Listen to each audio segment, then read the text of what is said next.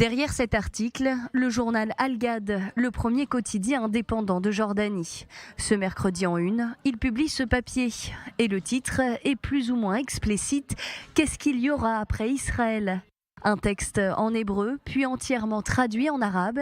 Cet article évoque le fait que l'occupation est confrontée à une crise économique, à un échec militaire, à une crise interne et à des critiques internationales. Tsahal est incapable d'éliminer le mouvement de résistance islamique, ni sur ses capacités militaires, alors que sa guerre terrestre déclarée n'a connu aucun progrès.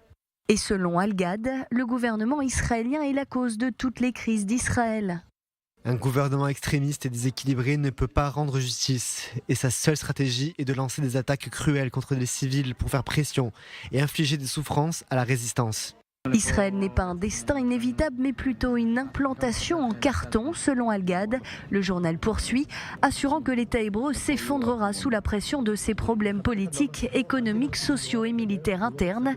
Le quotidien jordanien prédit également la victoire du Hamas à Gaza, une victoire qui ouvrira la voie à un nouvel ordre mondial.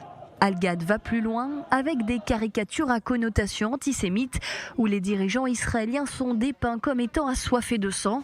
Sur le dessin, Benyamin Netanyahou boit le sang de la bande de Gaza. Depuis le 7 octobre, la Jordanie a clairement affiché son soutien aux Palestiniens. Amman a condamné à plusieurs reprises la guerre menée par Israël contre le Hamas. Le 1er novembre dernier, l'ambassadeur de Jordanie en Israël avait même été rappelé. Si les deux pays sont officiellement en paix depuis 1994, après le 7 octobre, des milliers de Jordaniens ont manifesté et demandent à Amman d'annuler son traité de paix avec Israël. Certains manifestants avaient même tenté de pénétrer dans l'enceinte de l'ambassade d'Israël dans la capitale jordanienne. Des provocations aussi le long de la frontière entre Israël et la Jordanie. Ces derniers jours, l'armée jordanienne a intensifié ses exercices militaires. Des exercices inhabituels selon les Israéliens témoins de ces activités. Des mouvements qui inquiètent les habitants qui vivent dans cette région.